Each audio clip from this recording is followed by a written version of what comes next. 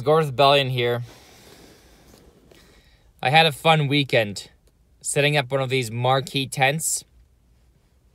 Bad idea. I booked the job, and I'll have some footage here in a second. Setting up a 20 by 20 tent. Red Deer Golf Course. I'll show you the tent after it's done. Really cold. We'll talk about that later too. Here. We set up a tent in -30. Not a good idea. You see it there. It's sort of enclosed, so snow won't fall on it. But it's terrible because the fabric doesn't stretch. We probably won't do something like this again. Because, yeah. It wasn't easy. And like the ceiling of this there's like a ceiling over this, so this wasn't able to be stretched out with that center pole in the middle of this pole.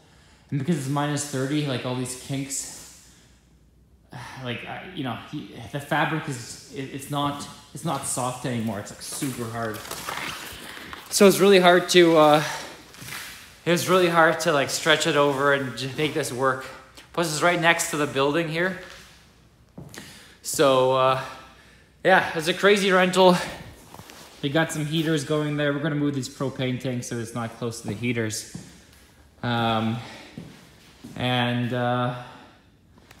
Yeah, winter tent. Like I try not to do them, but it was a good price.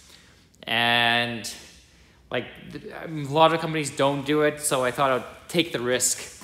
But in retrospect, it wasn't the best idea. It was just really slow going and difficult. That's without wind chill. Literally the coldest day of the year, pretty much. Maybe with the exception of 1 or 2, but pretty much the coldest day. -30. It just happens to be the coldest day. I was hoping for better. So that tent fabric, the marquee tent fabric, when it's cold, it's like it's like rubber. It just doesn't stretch. So pulling that tent over the frame, that canvas, that top of the tent, was like, and I have large crowbars. It took all our strength. And as it's happening, you know, it's crumpling. Those creases are stretching.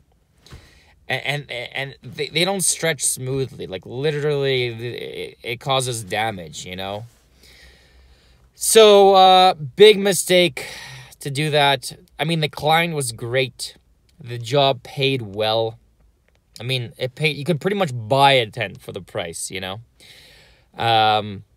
But still not worth it because of the damage, because of the time. It normally takes an hour max to set up one of those tents. It took six hours to do it in -30. So, yeah, lesson learned.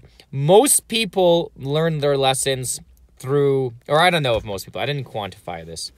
But but the smart people learn their lesson by when people give people advice, you know. You know, don't do it. And I knew this. Tent setups in the winter, bad idea. Bad idea. But, you know, I had to learn the lesson through my own experience. And that's the painful way to do it. But that's also the way that ingrains that lesson in you forever. Yeah, still made money. Still made good money. Even with 6 hours of labor. But, and that's one way. We'll still have to tear it down at some point. Or take down. That's probably a better word for that. Or maybe not. Maybe tear down is the better word. But yeah, the job was an hour and a half north of here, in another town, actually. So, which is one of the reasons it was also priced fairly high. But yeah, guys, marquee tents in the wintertime, not a good idea. Hopefully you learned that from me, or maybe you'll try it yourselves. I mean, if it was -2, -1, it would have been... we've done it in the late fall, and it was okay. Maybe it would have been okay at -2 and -1, but -30 is a whole new game. You know, even your hands, you can't do, like, even physically setting it up. Yeah, like the fine motor skills in -30 with heavy gloves are just affected. Anyways, guys, that's my story. That's my weekend.